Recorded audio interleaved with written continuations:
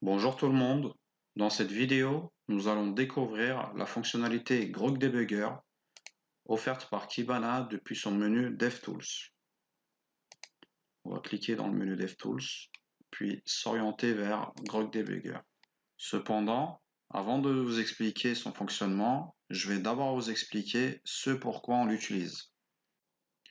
Lorsque vous utilisez la suite Elastic et que vous souhaitez formater vos données, vous passez par Logstash, qu'on voit ici.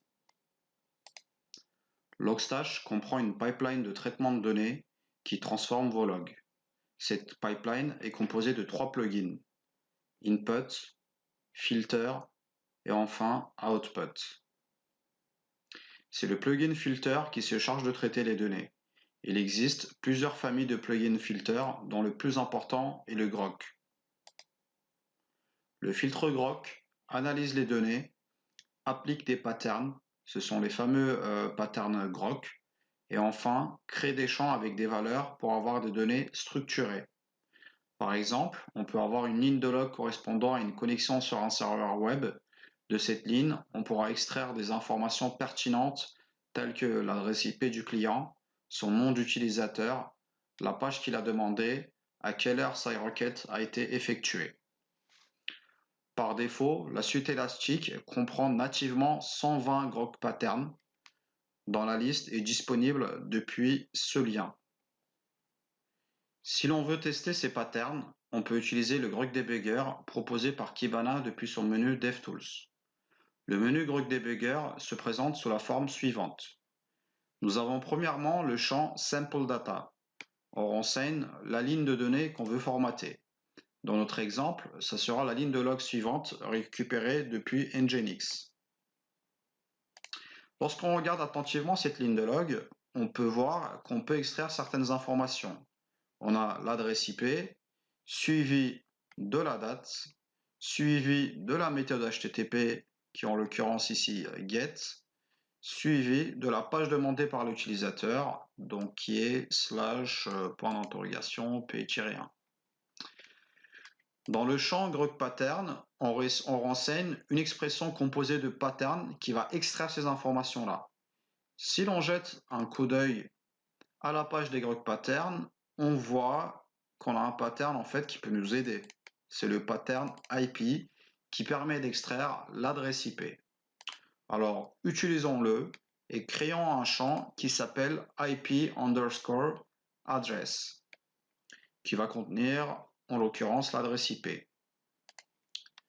Notre pattern s'écrira sous la forme suivante, donc c'est le pourcentage, accolade ouvrante, le nom du pattern, le nom du champ dans lequel on veut stocker l'adresse IP.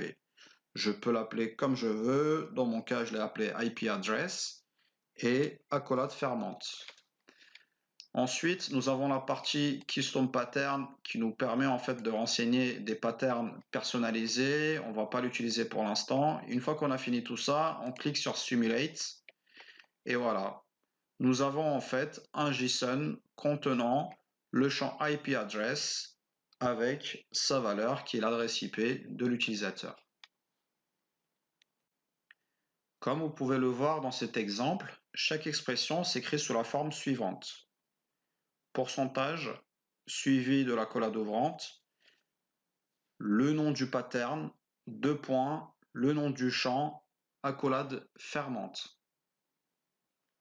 Si l'on continue cet exercice, on peut voir que l'adresse IP est suivie d'un espace, trait d'union, espace, le nom de l'utilisateur qui est vide et donc qui a été remplacé par un trait d'union, espace, crochet ouvrant, la date, puis crochet fermant. On pourrait faire l'exercice progressivement, donc en essayant de matcher à chaque fois pattern par pattern, mais pour un peu accélérer les choses, je vous ai préparé l'expression. Mais vous, de votre côté, voilà, je vous invite à le faire progressivement pour vous entraîner. Et du coup, maintenant que j'ai préparé ma requête, je vais cliquer sur Simulate.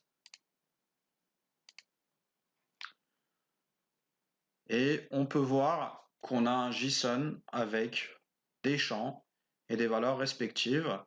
On a par exemple la date qui a été stockée dans le champ time. On a aussi l'adresse IP, encore une fois, stockée dans IP address. On a le verbe HTTP qui a été stocké dans le champ verb. On a la réponse HTTP 200 stockée dans HTTP response, etc. On a bien toutes les informations utiles qu'on voulait extraire de cette ligne de log ici.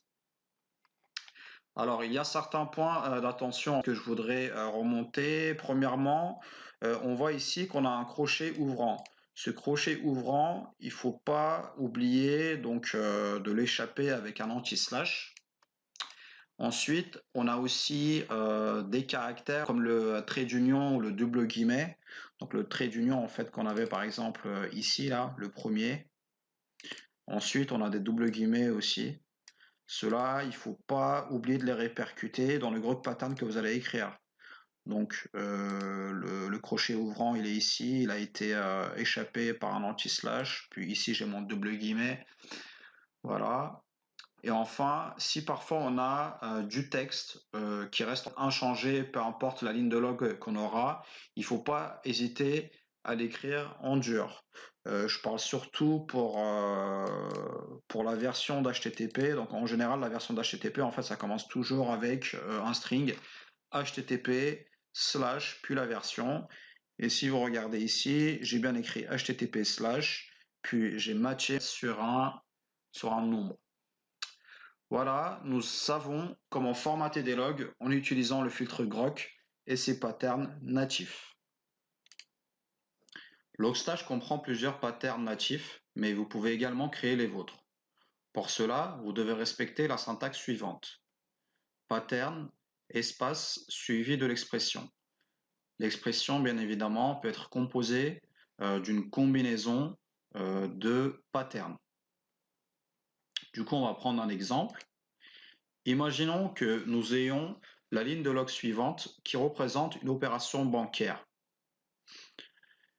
De cette ligne de log, on peut extraire certains patterns. On peut voir que la ligne de log en fait commence par une date, espace, suivi du prénom et du nom de famille du client.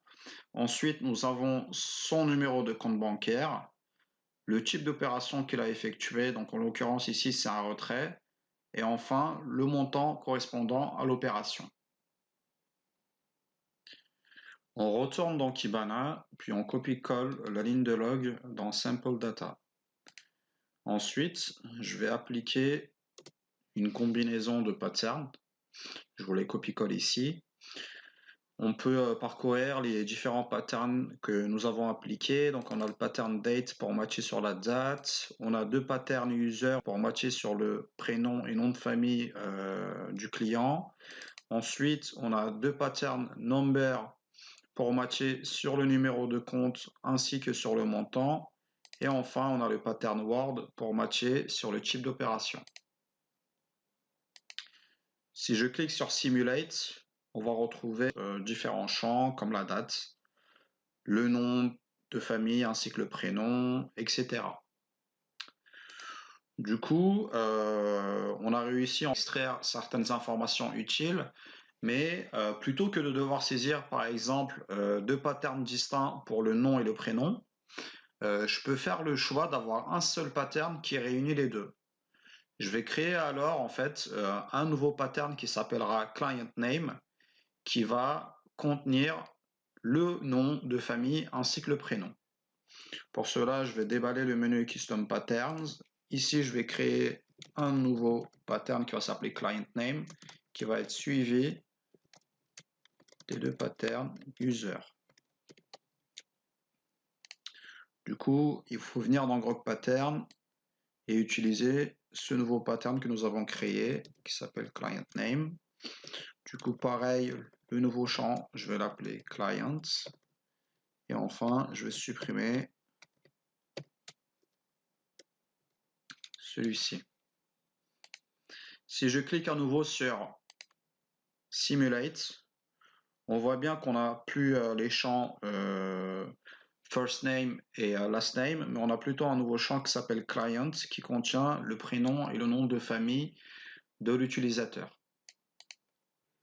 Si on veut pousser le bouchon plus loin, on peut créer un pattern personnalisé générique dans Custom Patterns que je vais appeler Client Info.